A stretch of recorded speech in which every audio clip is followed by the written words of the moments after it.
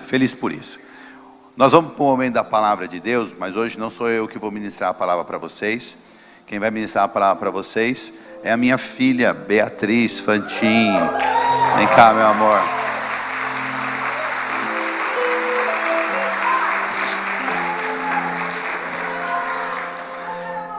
Linda da mamãe, linda do papai. É uma bênção. Eu tenho muito orgulho de você, viu, filha? Essa menina é um modelo. Eu sou muito feliz por isso. Sua mãe falou para mim falar assim que você é crente. Eu falei, mas claro que ela é crente. E se ela não fosse, acho que eu falaria. Ela falou assim, fala que ela é crente. Eu falei, claro que ela é crente, amor. A carinha da sua mãe. Ela quer dizer, eu entendi, amor. Eu vou dizer para você. Ela está querendo dizer o seguinte, que a gente tem muito orgulho da Beatriz, porque ela é uma menina muito esforçada, muito posicionada em Deus, né? Eu sei que ela está na sua adolescência, 17 anos, vai fazer 18, né?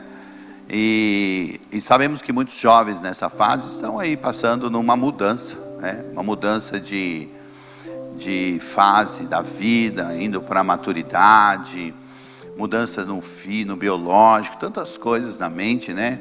E a gente sabe que tem uma geração que se envolve com tantas outras coisas, mas eu louvo a Deus, porque o Senhor me agraciou, não que eu tenha algo em especial, mas o Senhor me agraciou com uma filha dedicada, uma filha focada, com uma filha estudiosa, isso aqui ama estudar, né?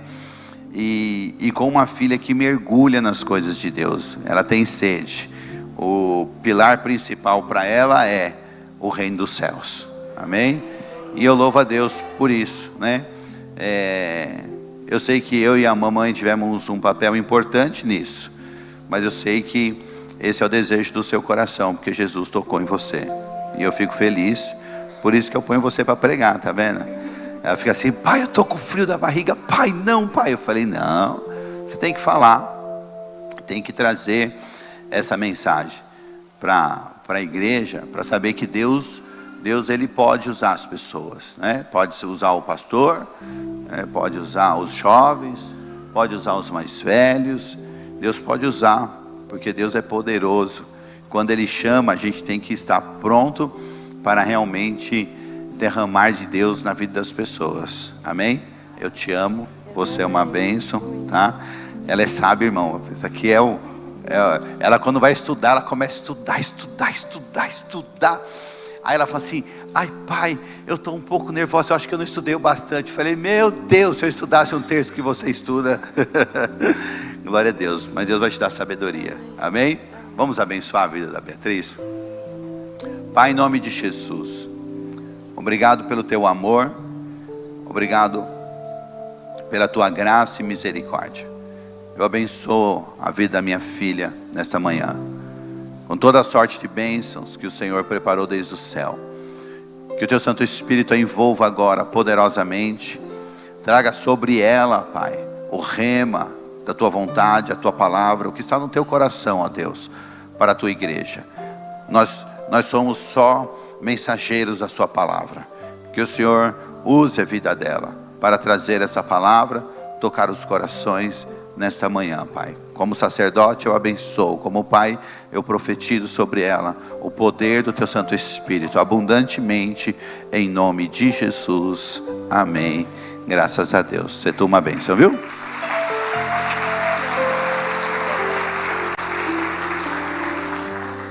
Graça e paz, igreja. Olha, eu vou ter que concordar com você, que quando a gente sobe aqui a carne treme inteirinha. Parece que eu nunca subi aqui, parece que é a primeira vez. Como é difícil vir pra cá. Eu tava brincando de que eu tinha estudado o suficiente, porque eu gosto de escrever ministração, e assim, eu escrevo um pouquinho um dia, aí no outro eu oro, aí eu deixo Deus falar comigo, aí eu escrevo mais um pouquinho. E aí há 3 dias atrás, a mãe virou pra mim e falou assim, ó, você que vai ministrar. Eu falei, oi?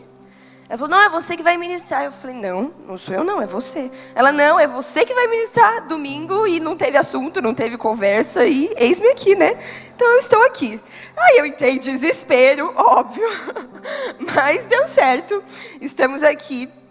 E como é um privilégio poder ser filha de vocês, poder aprender com vocês, poder ouvir vocês todos os dias, poder servir a Deus com vocês, poder estar no ministério com vocês. Eu que sou agraciada por ter nascido nessa família, e se eu sou alguma coisa hoje, é porque vocês me ensinaram a ser.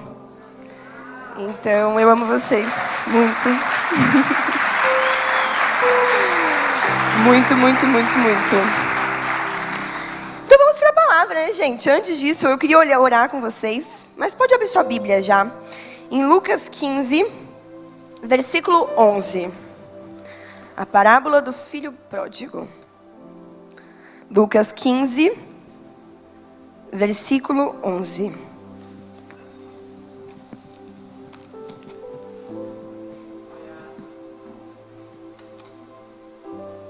Amém? Lucas 15, versículo 11.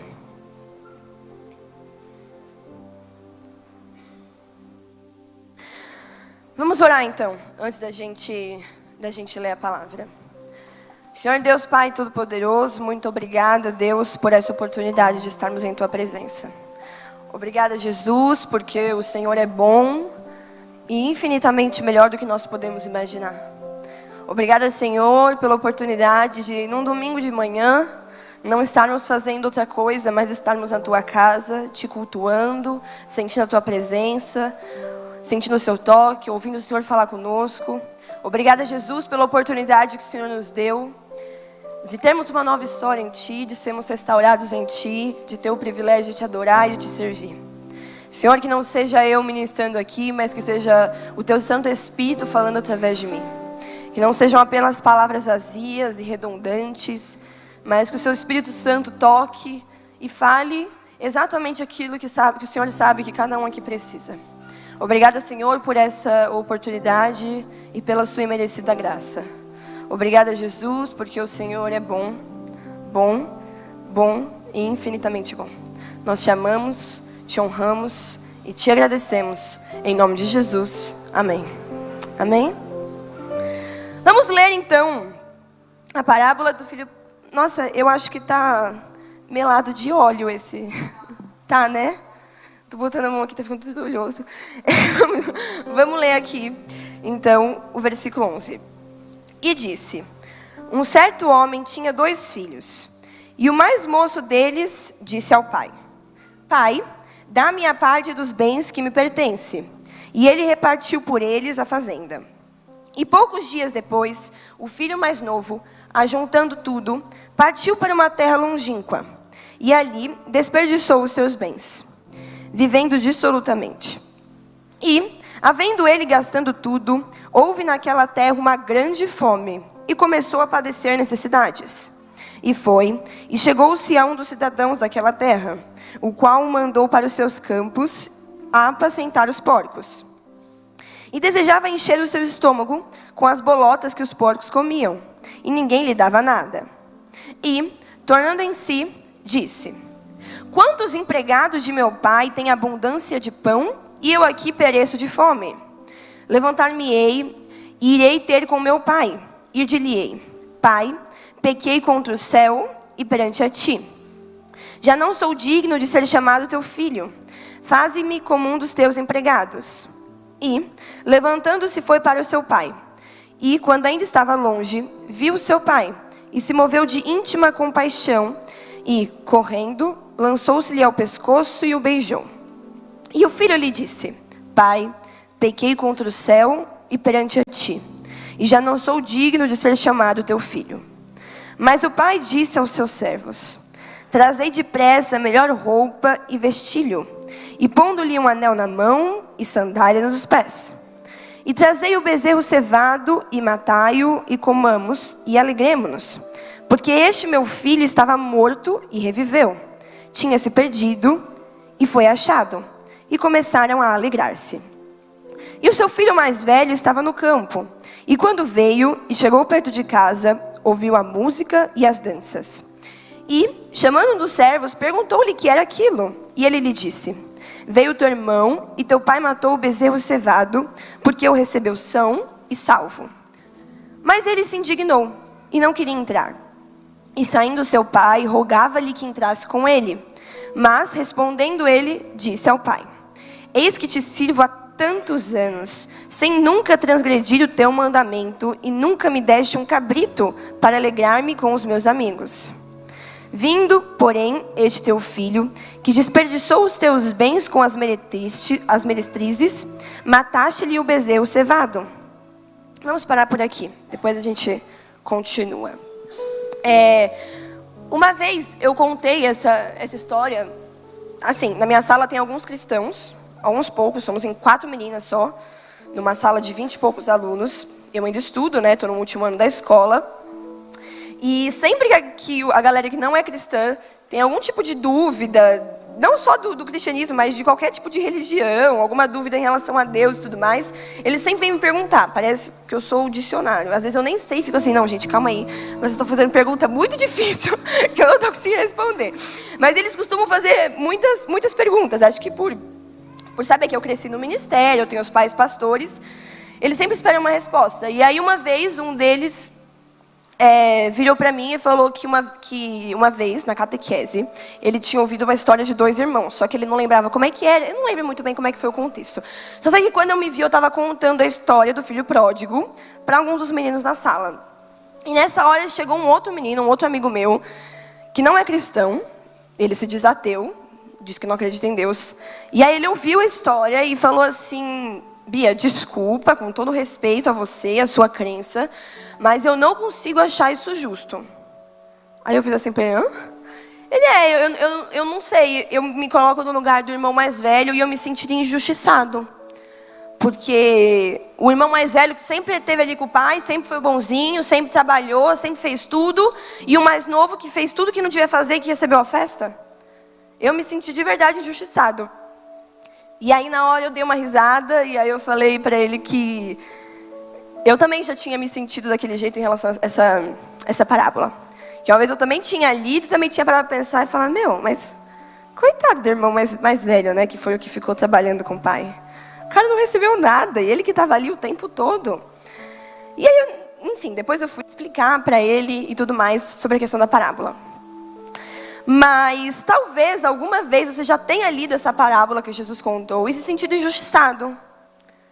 Porque o irmão mais velho que estava ali, que trabalhou, que fez tudo certinho, tudo que tinha para fazer, não recebeu uma festa. E o mais novo, que era quem estava errado, recebeu. Recebeu amor e toda alegria, e mataram o bezerro, e todo mundo dançou e festejou porque ele tinha voltado. E sabe que esse sentimento de injustiça pelo irmão mais velho, muitas vezes surge porque se você está dentro da igreja, se você serve a Deus, se você é fiel aqui dentro, você está na posição desse irmão mais velho. Nós estamos na casa do Pai, nós somos os irmãos mais velhos, e aqueles que se desviam do caminho, que saem do caminho, que não conhecem o caminho, são os irmãos mais novos. E talvez você já tenha sentido um sentimento de injustiça em relação a isso, justamente porque você está na posição do irmão mais velho. Eu estou na posição do irmão mais velho. Eu cresci na casa do Pai, eu nunca saí daqui de dentro, eu vivi a vida inteira servindo a Deus. E aí, a gente trazendo para um contexto do nosso dia a dia, talvez você esteja vindo na igreja, servindo a Deus, indo na célula, fazendo tudo certinho. E aí, de repente, você se depara com uma pessoa recebendo a bênção que você acha que não merecia aquela bênção. Que talvez você tenha ficado tanto tempo pedindo para Deus, olha, Deus me abençoa com isso, me abençoa com isso, me abençoa com isso. E aí quando você vê aquela pessoa que você fala assim, gente, mas ele estava ontem fazendo tudo de errado. Ele acabou de chegar, ele acabou de voltar. Ele não merecia essa bênção e ele está recebendo a bênção que eu que estou aqui dentro não estou recebendo. E aí vem esse sentimento de injustiça. Mas isso nos leva a uma raiz um pouco mais profunda. De que o meu julgamento de justiça está corrompido por uma lente humana. E por uma ótica... Ai, me perdi nas palavras.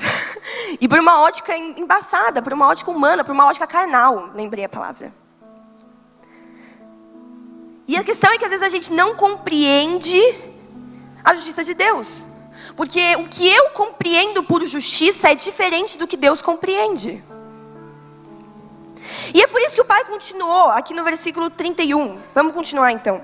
No versículo 31, o pai continua dizendo assim: e ele lhe disse, ele responde para o filho mais velho, quando o filho mais velho questiona: filho, tu sempre estás comigo, e todas as minhas coisas são tuas. Mas era justo alegrarmos-nos e folgarmos, porque este teu irmão estava morto e reviveu, e tinha se perdido e achou-se. Então, se torna justo. Eu estou melando minha mão aqui, gente, peraí. Se torna justo quando eu compreendo que a festa foi só para celebrar que o irmão mais novo voltou a ter acesso a tudo que o mais velho teve a vida inteira. Enquanto um parecia, o outro era dono de tudo que o pai também tinha. Então, enquanto o que está fora padece no mundo, o que é perdido padece no mundo, eu vivo a maravilha de viver com Deus. Quando você perde um cachorro, não sei quantos aqui já teve a experiência de perder um cachorro, é desesperador, gente, porque aquele bichinho passa a fazer parte da família de um jeito que você ama, que parece filho. E aí quando você perde o cachorro, é aquele desespero, né? Que você sai de carro pelo bairro, e aí a família inteira vai procurar o cachorro, aí você avisa os vizinhos, você bota no grupo do condomínio, fica todo mundo sabendo que você perdeu o cachorro, até você achar o cachorro. E chora, e é aquela coisa horrível de, meu Deus, perdeu o cachorro. Isso quando não chega a fazer cartaz e bota que perdeu o cachorro, me ajudei a achar o cachorro. E aí quando você acha o cachorro, nossa, é uma festa. Aí você vai avisar para todo mundo que você achou o seu cachorro voltou para casa. E que, meu Deus, encontramos o cachorrinho de novo. Que lindo. E aí você faz uma festa para receber esse cachorro de volta. É a maior alegria. Agora, quando você tem, por exemplo, um gato. É só uma analogia, tá, gente? Quando você tem, por exemplo, um gato. Esse gato nunca fugiu, ele sempre esteve dentro da sua casa. É aquele gato tranquilo. E ele fica lá, ele nunca saiu da sua casa. Você não vai sair avisando as pessoas e fazendo a maior festa, porque o gato que sempre esteve lá, continua lá. Mas por que às vezes para a gente entender isso é tão difícil? Porque ainda assim me deixa um ponto em aberto.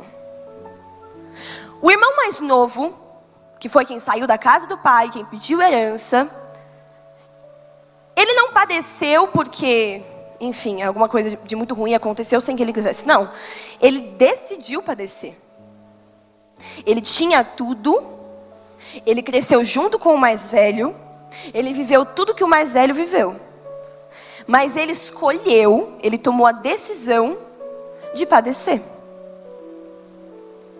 Mesmo ele tendo decidido e escolhido padecer, ainda assim ele merece festa e amor do pai. Ele escolheu aquilo. Vamos ler então agora Mateus 7, versículo 1. Pode colocar aqui, para eles não terem que ficar abrindo a Bíblia o tempo todo e não demorar muito? Mateus 7, versículo 1, do 1 ao 5. Vou ler aqui junto com vocês então. Não julgueis, para que não sejais julgados. Porque com o juízo com que julgardes, sereis julgados. E com a medida com que tiverdes medido, vos tornarão a medir. E por que reparas tu no argueiro que está no olho do teu irmão, e não vês a trave que está no teu olho? Ou como dirás a teu irmão, deixe-me tirar o argueiro do teu olho, e eis uma trave no teu olho? Hipócrita, tira a primeira trave do teu olho, e então verás claramente para tirar o argueiro do olho do teu irmão. Em algumas traduções, eles falam sobre como é que você vai apontar o cílio que está no olho do seu irmão se você tem uma trave no seu olho. E às vezes, é difícil para a gente entender que Deus continua amando quem eu não acho que mereça. Que Deus também está na casa que me fez chorar. Que o abraço também é para quem um dia me feriu. Mas como diz no versículo 5, diz assim: tira a primeira trave do teu olho, e então cuidarás em tirar o argueiro do olho do teu irmão. Então eu ofereço ajuda para tirar o seu cisco, porque um dia Deus tirou a trave do meu olho. Eu amo você, não porque eu tenho uma predisposição a te amar, mas porque um dia Deus me amou. Eu perdoo você porque um dia Deus me perdoou. Eu recebo você de braços abertos de volta para casa, porque um dia Deus me recebeu e me permitiu estar com Ele. Eu e você não fomos agraciados com a graça de Deus. Jesus não morreu na cruz por nós e nos deu a graça para que a gente tivesse acesso direto ao Pai, porque Ele olhou do céu e falou assim: ai, que bonitinho, que bonzinho, né? Faz tudo direitinho, vou dar a graça para ele. Não, filho. Deus nos deu a graça de forma merecida. Eu não merecia a graça, você não merecia a graça. Nunca vai existir alguém que mereça a graça que Ele nos deu. E às vezes um julgamento errado nos faz nos sentir em uma posição de decidir aquele que merece ou não a graça. Mas fato é que eu e você também não merecíamos. Deus diz que deixa, tem uma passagem na Bíblia que Deus diz que deixa as 99 para ir atrás da senda que falta. Mas isso nunca significou que Ele desse menos importância às 99. Muito pelo contrário, as 99 só estão lá porque Deus as decidiu amar e a colocá-las no seu rebanho. Assim como eu fui comprada pela graça merecida e viva hoje debaixo da graça, é justo que eu celebre junto ao Pai aquele irmão que decidiu retornar para a graça merecida, assim como a minha. E o ponto central desse questionamento é que a justiça de Deus é muito mais profunda e perfeita do que a humana. E é por isso que talvez exista essa grande dificuldade em entender o porquê. Mas é porque a minha justiça é diferente da justiça de Deus. A justiça dele é muito mais profunda, é muito mais correta, é muito mais perfeita. Mas vamos para um outro ponto. Mesmo diante de tudo isso, isso não anula o fato de que deve sim haver um julgamento da nossa parte. Como assim, Bia? Pelo amor de Deus. A gente vive em dias em que qualquer apontamento de erro é aquela coisa, não, porque sempre tem um para poder dizer, não, porque Deus conhece o meu coração, então só Ele pode me julgar, só Ele pode falar o que eu estou fazendo de errado. Só que em João 7, 24, agora eu vou pedir para vocês abrirem a Bíblia. João 7, 24. João 7, versículo 24.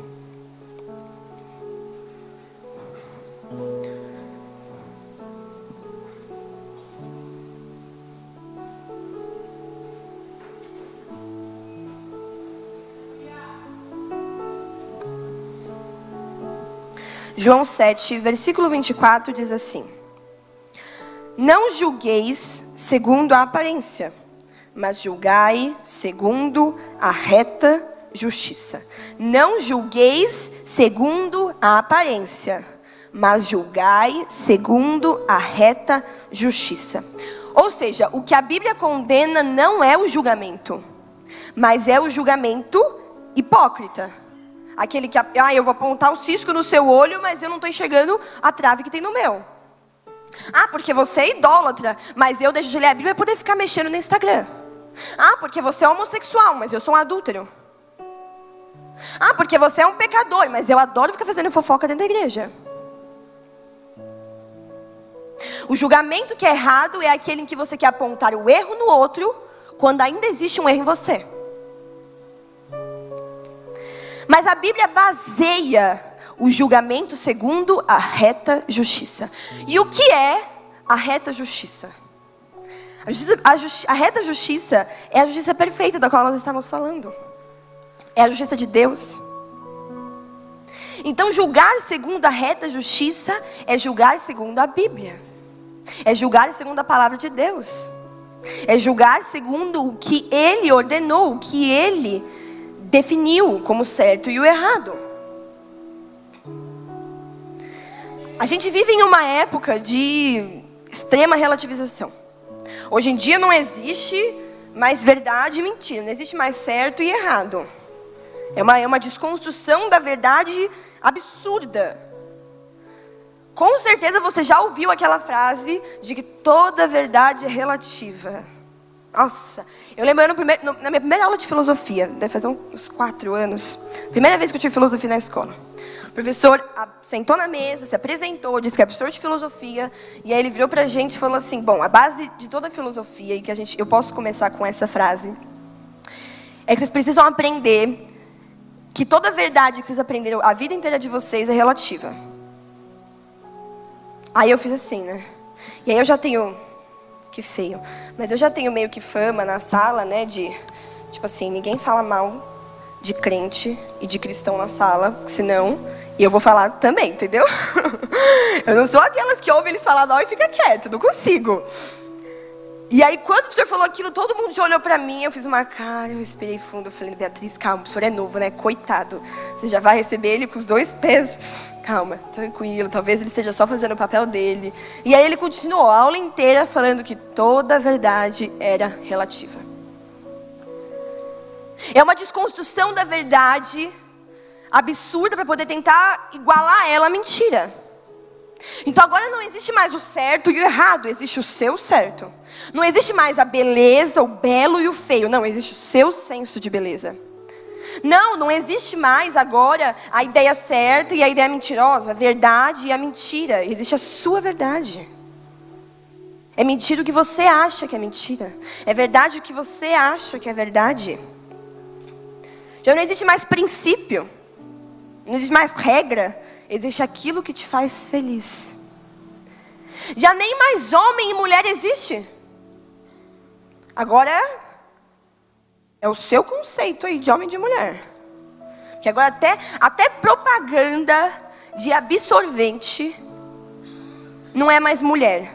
Agora é pessoas que menstruam.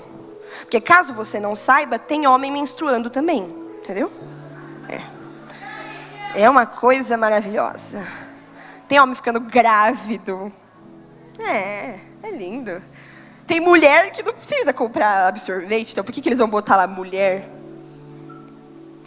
Pessoas com útero. Agora, já viram esse termo? É pessoas com útero pra cá. Filha, vai me definir no útero?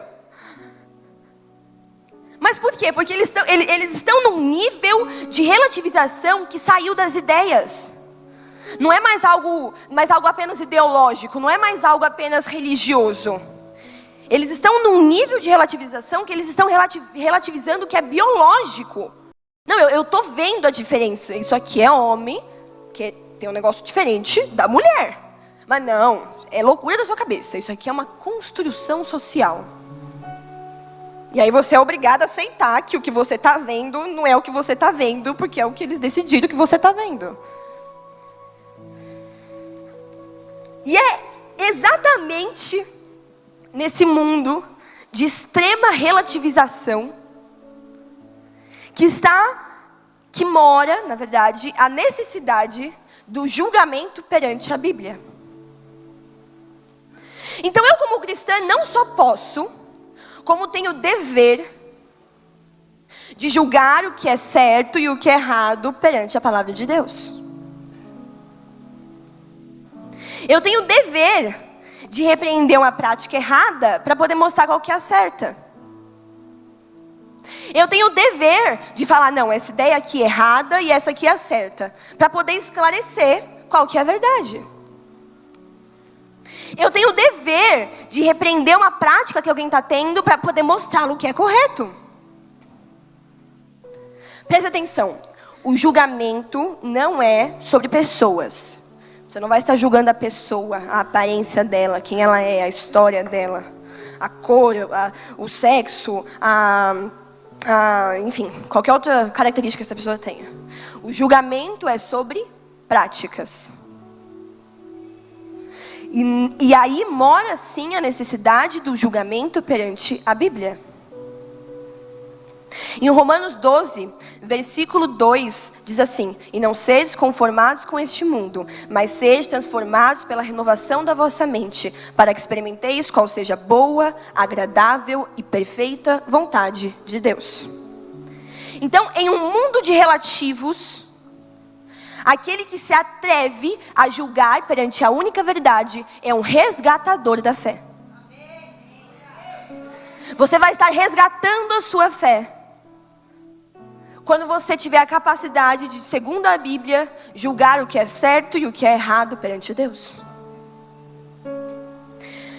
Mas a gente tem que tomar um cuidado.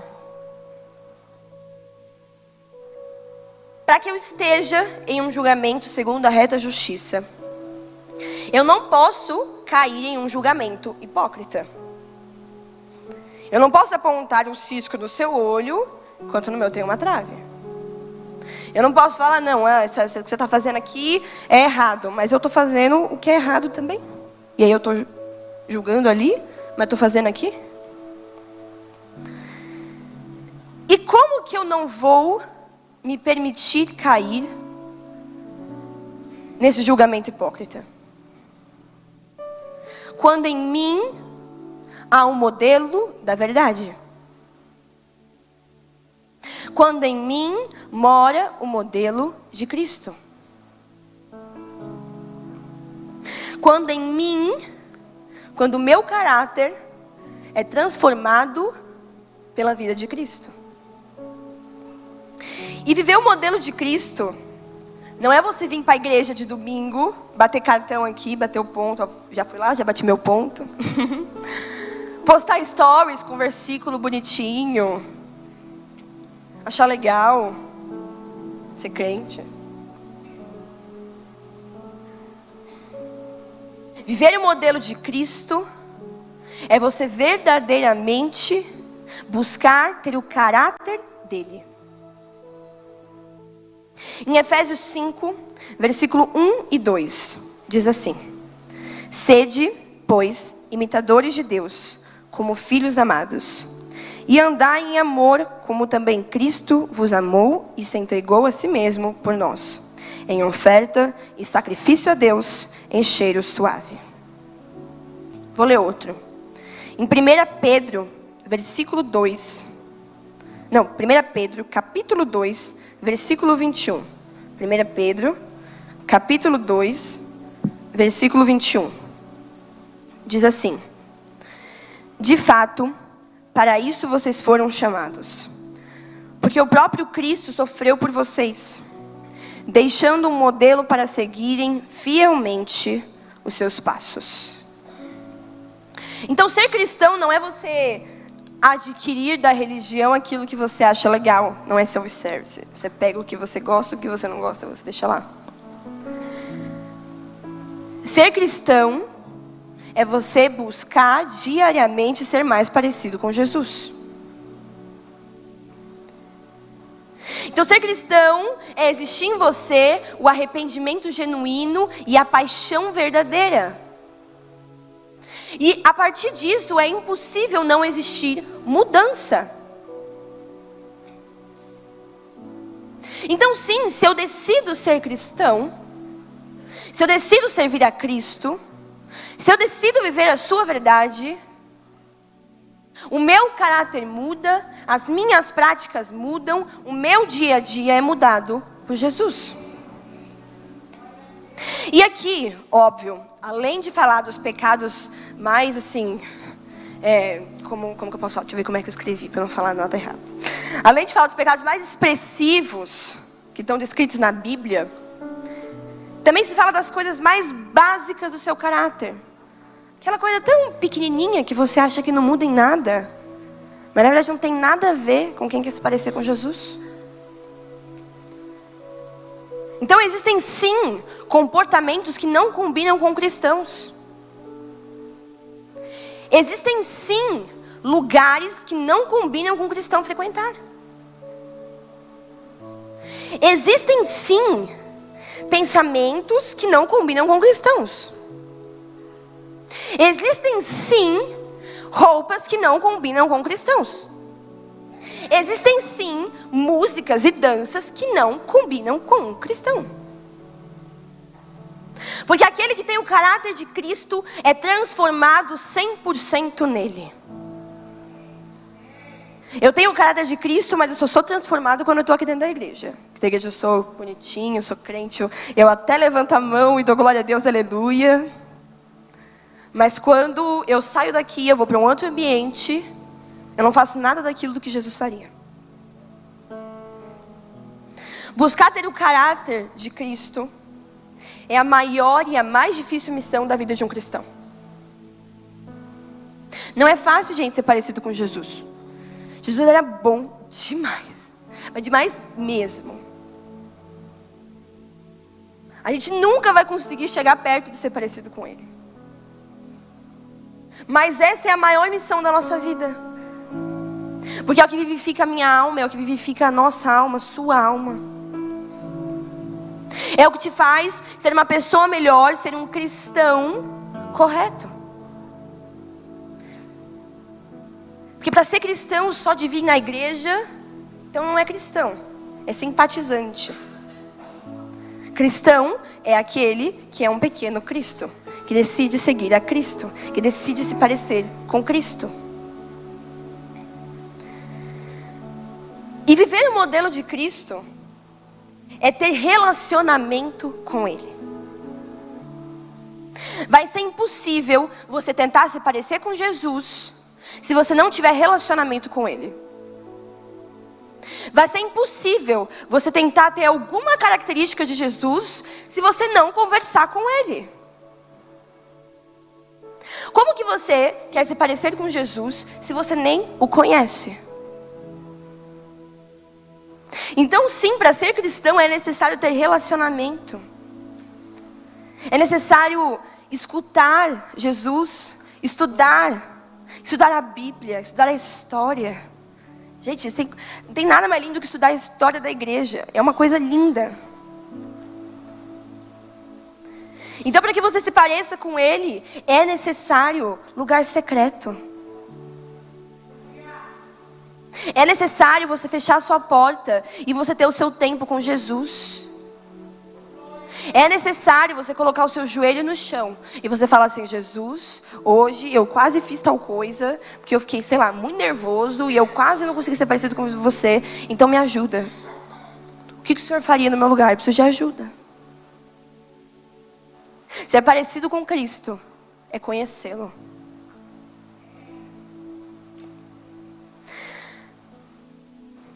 E não só isso, mas ser parecido com Cristo é agir, são ações diárias que te fazem estar mais perto disso.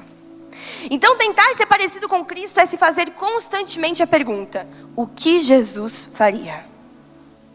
Gente, esse é o lema da minha vida. Acho que eu me faço essa pergunta umas 470 milhões de vezes durante o dia. É o que tudo é fazer o que Jesus faria. Aí você fica nervoso, o que Jesus faria? Aí aquela pessoa te estressa e aí você não consegue fazer nada. E meu Deus, o que Jesus faria aqui? Porque se for por mim, as coisas não vai dar certo. O que Jesus faria? Jesus daria tanta importância às coisas que você tem dado importância? Jesus falaria as coisas que você tem falado dentro da sua casa? Jesus trataria o seu esposo ou a sua esposa como você tem tratado? Hoje é dia dos namorados, não é? É hoje? É amanhã. Tá, entendi. Não, eu já ia enfiar aqui, mas então deixa. Jesus assistiria as coisas que você tem assistido? Jesus frequentaria os lugares em que você tem frequentado? Jesus sentaria nas mesas que você tem sentado? Jesus ouviria os conselhos que você tem escutado? Jesus ouviria as músicas que você tem ouvido? Jesus trataria os seus filhos da forma como você tem tratado? Jesus trataria os seus pais da forma que você tem tratado? Jesus se calaria diante das coisas que você tem se calado? Pensa no seu dia, pensa ontem ou hoje de manhã. Jesus teria feito tudo o que você fez ontem e hoje?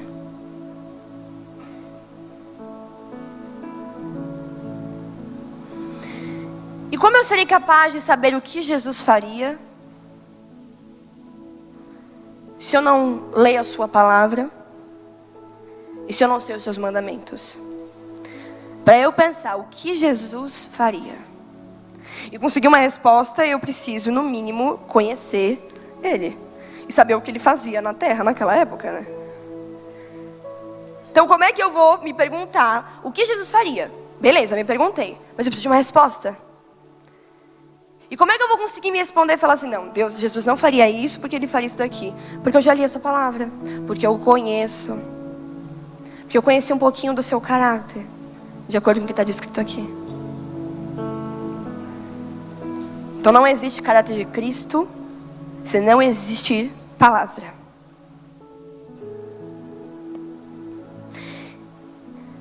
Em Provérbios 21 diz assim: o que segue a justiça e a beneficência achará a vida, a justiça e a honra. Para mim buscar ser mais parecido com Jesus, eu preciso buscar viver diariamente a sua reta justiça. A justiça dele, a justiça perfeita.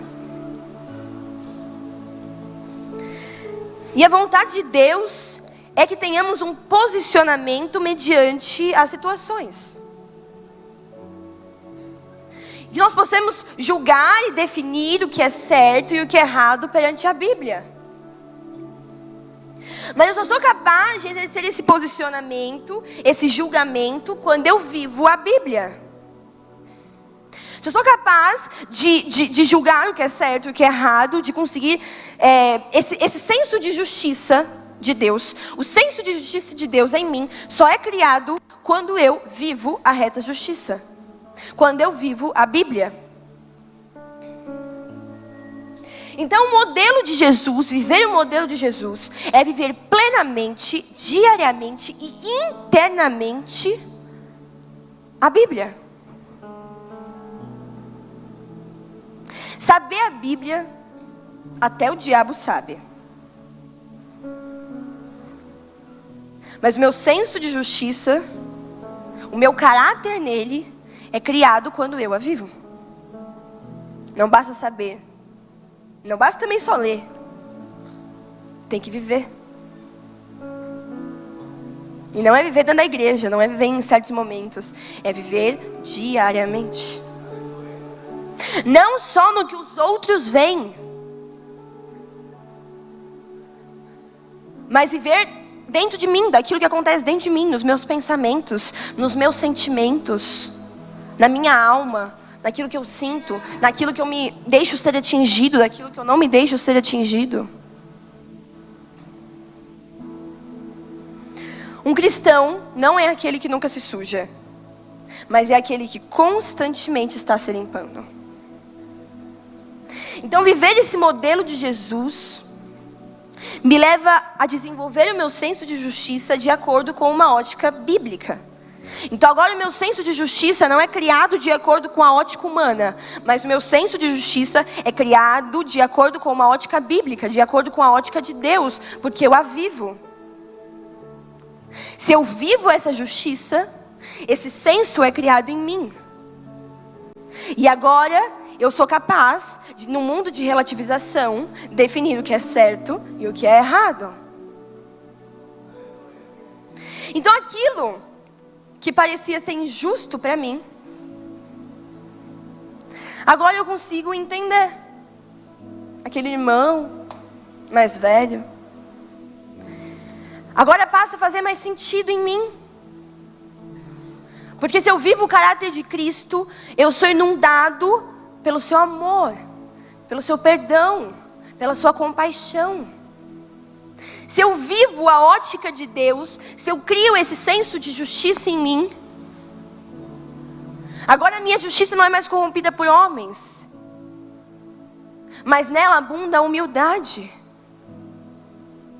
nela abunda a compaixão.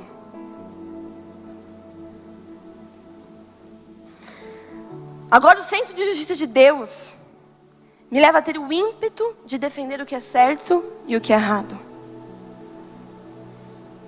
O senso de justiça em Deus não apenas me leva a conseguir definir o que é certo e o que é errado, mas ele me deixa inconformado. Quem vive a justiça de Deus, quem vive o caráter de Deus, se inconforma com as coisas deste mundo. Então esse senso de justiça, ele me deixa tão inconformado, que Ele me leva a ser corajosa o suficiente para poder exercê-lo. Então não basta eu olhar, pensar assim, não, isso aqui está errado, porque o certo é isso daqui. Não, eu vou extrair aquilo. Falar, não, gente, peraí. Vocês estão errados. Porque o que Deus disse é isso daqui. Amém.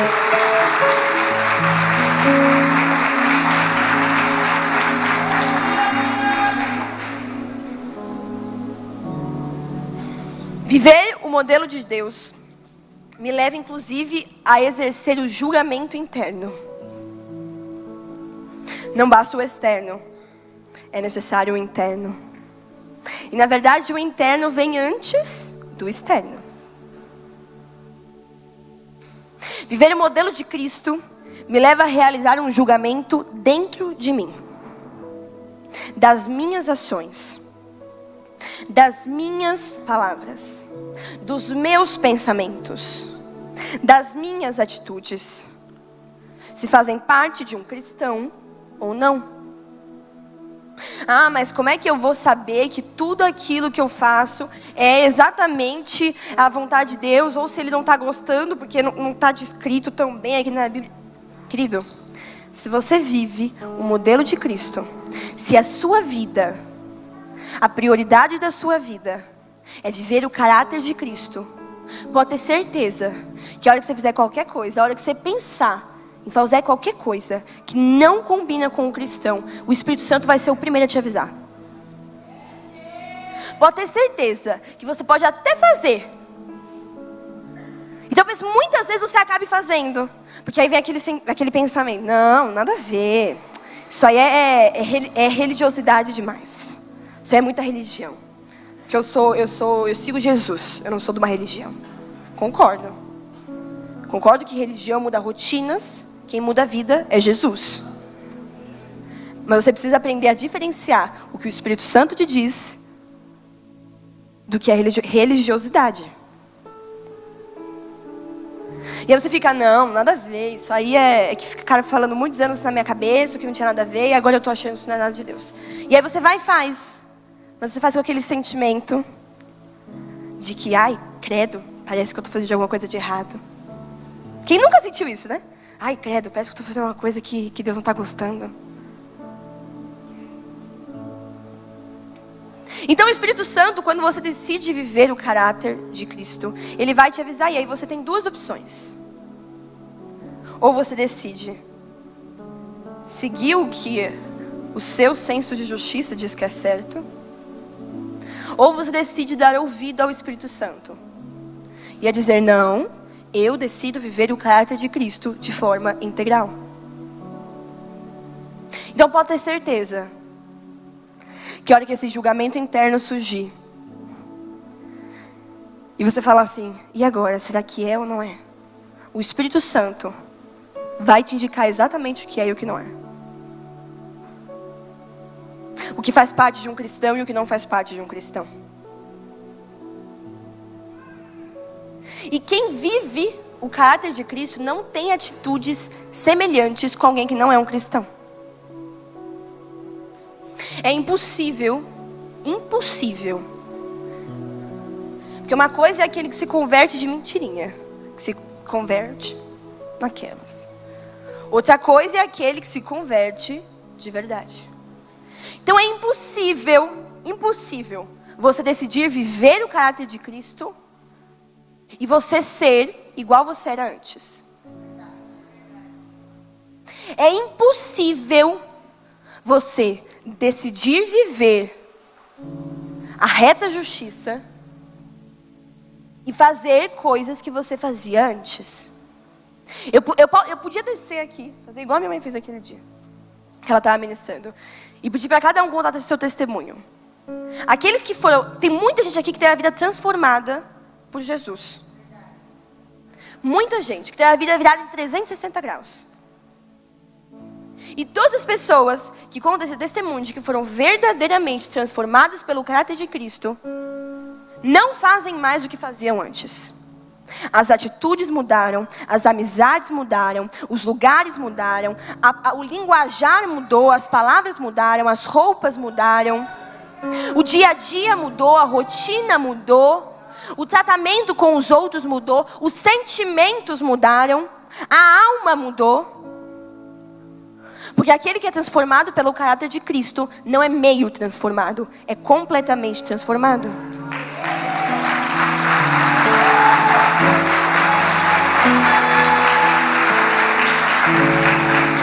Então o convite dessa noite, dessa manhã, um dia eu não vou errar. Gente, toda vez que eu venho ministrar, eu sempre erro, eu sempre falo noite ao invés de falar manhã. E pior que eu escrevi manhã, dessa vez, para eu não errar, e eu falei noite. Na verdade eu escrevi noite/manhã, e aí eu falei noite. Então o convite dessa noite, então o convite dessa manhã, na próxima eu não vou escrever noite, eu vou só escrever manhã. Então o convite para essa manhã, glória a Deus, é para reflexão. Será que você tem realmente sido e buscado viver o modelo de Jesus?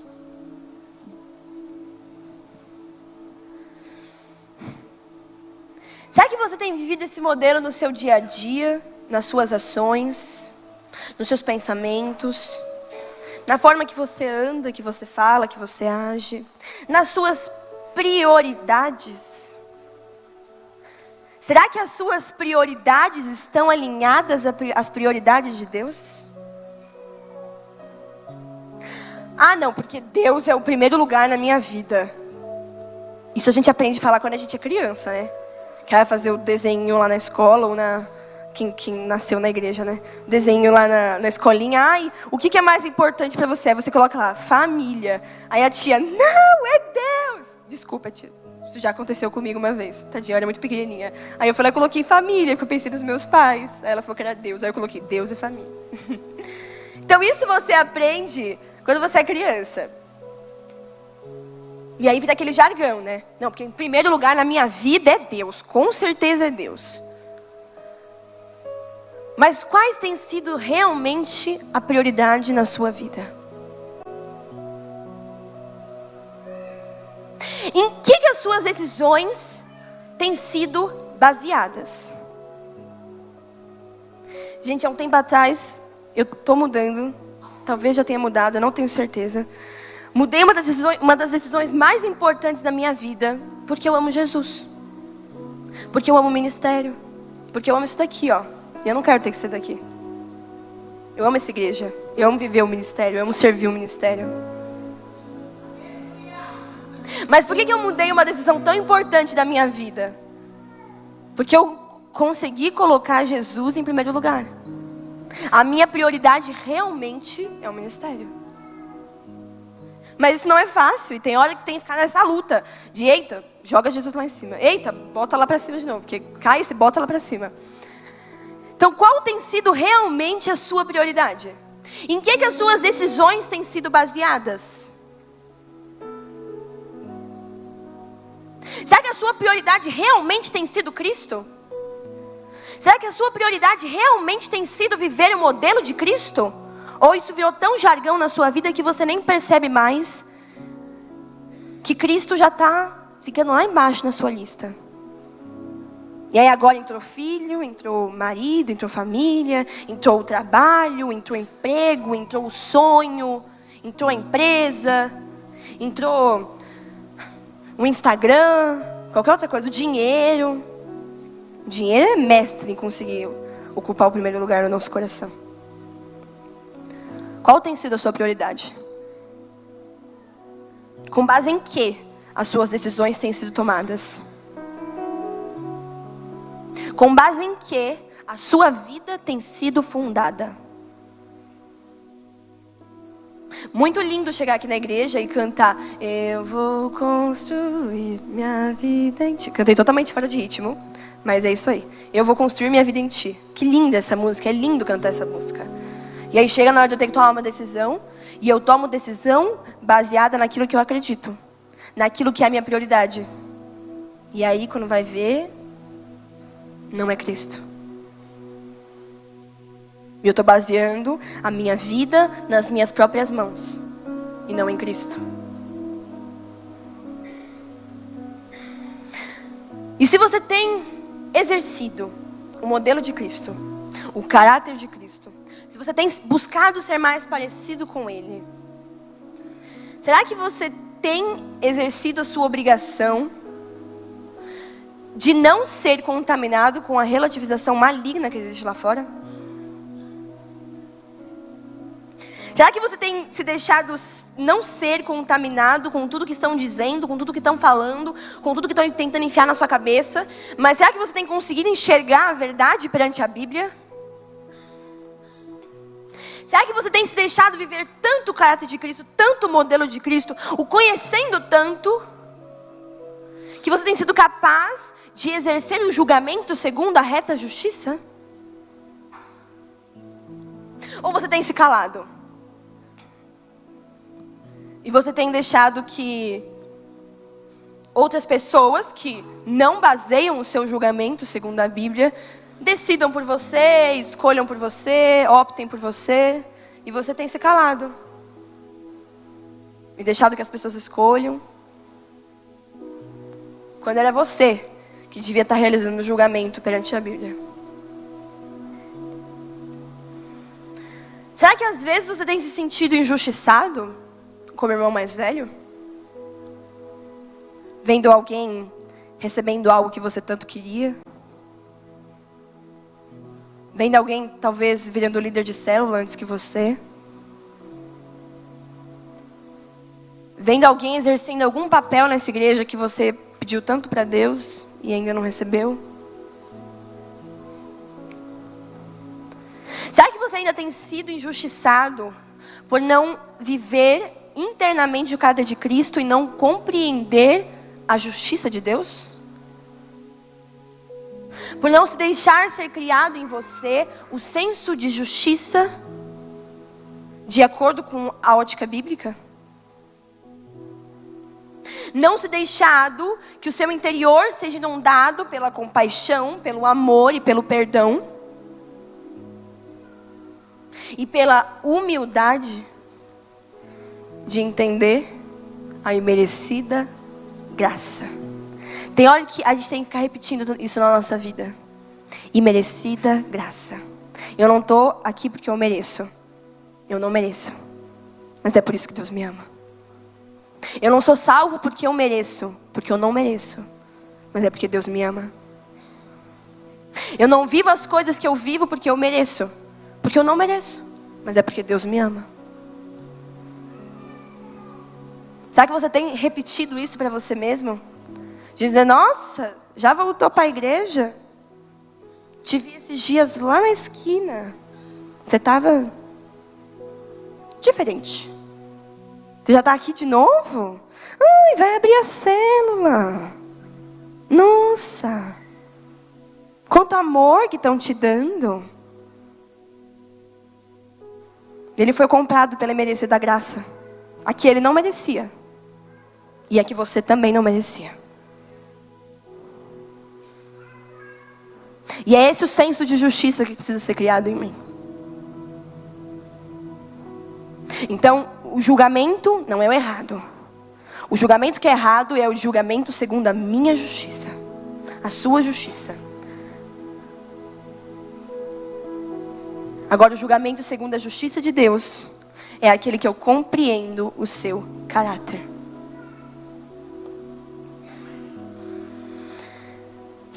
Se a equipe do louvor quiser subir, já pode ir subindo, tá? Então, o convite para hoje é para que você possa decidir. Que você decida viver esse modelo. Que você decida viver o modelo de Cristo. Que você decida se deixar ser transformado pelo amor de Deus. Que você decida se permitir que em você seja criado o senso de justiça de Deus. Que você decida ser corajoso o suficiente para poder alegar de acordo com a justiça de Deus o que é certo e o que é errado. Não. Filho, aqui não existe relativização. Que você tem coragem para fazer isso.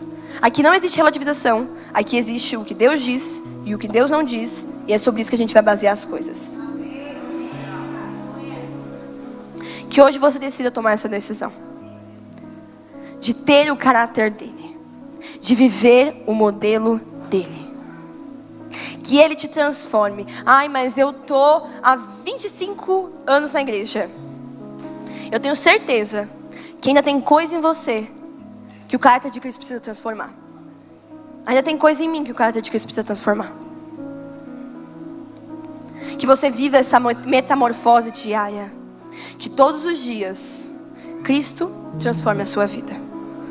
Amém? Se coloque de pé. Vamos orar.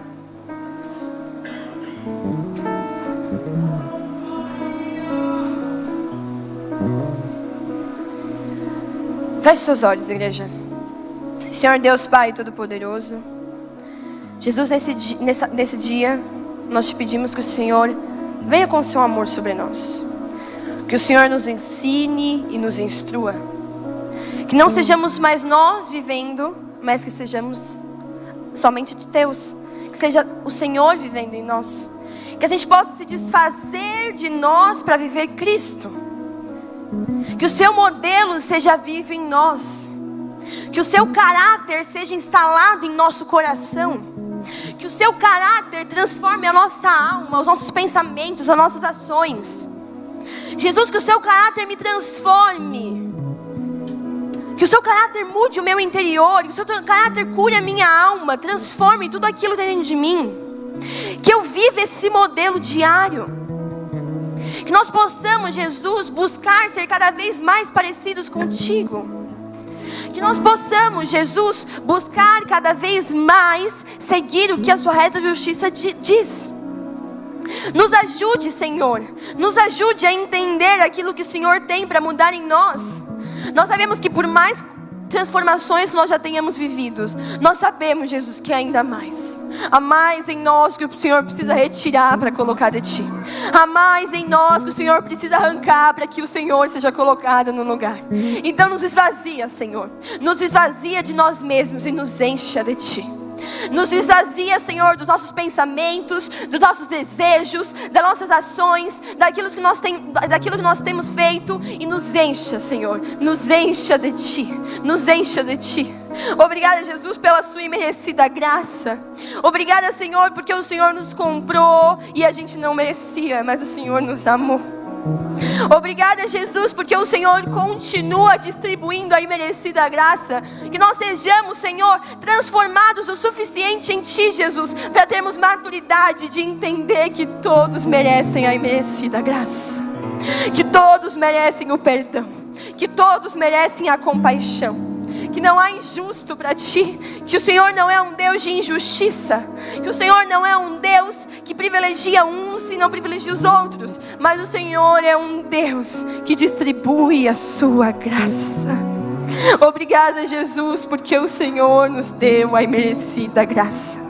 Que o Senhor nos encha de coragem. Que o Senhor nos encha de ímpeto, Jesus, de poder defender a sua verdade, de poder defender os seus mandamentos, meu Deus. Que o Senhor nos encha, Senhor, de inteligência e de sabedoria, para que nós possamos, Jesus, criar o nosso senso de justiça em Ti, Jesus. Que o nosso senso não seja baseado em homens. Que o nosso senso não seja baseado em leis humanas. Que o nosso senso não seja baseado naquilo que nós acreditamos, mas que o nosso senso seja baseado em Ti, Jesus. Que nós possamos, Jesus, ter o senso da nossa vida baseado em Ti, Jesus. E que nós possamos, meu Deus, ter coragem de poder defender a Sua verdade segundo a Sua justiça, meu Deus. Que tudo seja sobre Você. Que nada seja sobre nós, mas que tudo seja sobre Você. Que tudo seja sobre a Sua majestade. Que tudo seja sobre a Sua glória, meu Deus. Obrigada, Jesus. Obrigada porque o Senhor nos ama e o Senhor nos dá a chance de sermos continuamente transformados por Ti. Obrigada, meu Deus. Obrigada, e nós nos colocamos à disposição. Nós nos colocamos à disposição, Jesus, de sermos curados pelo Teu caráter. Nós queremos mais do Teu caráter, Jesus. Nós queremos ser mais parecidos com Ti, Jesus. Nós queremos pisar onde o Senhor pisou, meu Deus. Nós queremos amar como o Senhor amou, Jesus. Nós queremos perdoar como o Senhor perdoou, Jesus. Nós queremos falar como o Senhor falou, Jesus. Nós queremos viver aquilo que o Senhor determinou para nossas vidas, meu Deus. Que nós não sejamos reféns da vontade permissiva, mas que nós possamos viver a vontade perfeita que o Senhor tem para nós. Obrigada, Jesus. Obrigada porque o Senhor nos ama e nos deu a sua graça. Obrigada por essa manhã, Jesus. Obrigada por essa manhã o Senhor estar tocando nos nossos corações, estar tocando nas nossas vidas, estar tocando nas nossas almas e nos transformando. Obrigada, Jesus. Nós te agradecemos. Em nome de Jesus. Amém. Eu quero conhecer Jesus. Yeshua, Yeshua.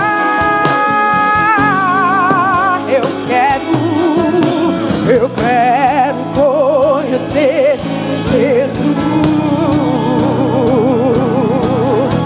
Eu quero conhecer Jesus e ser achado nele. Eu quero conhecer Jesus. Eu quero conhecer Jesus. O meu amado é o mais belo entre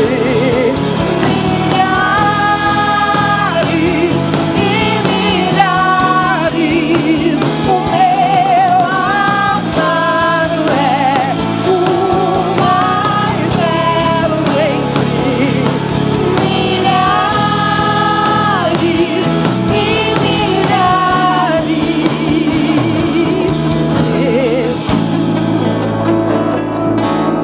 Aleluia.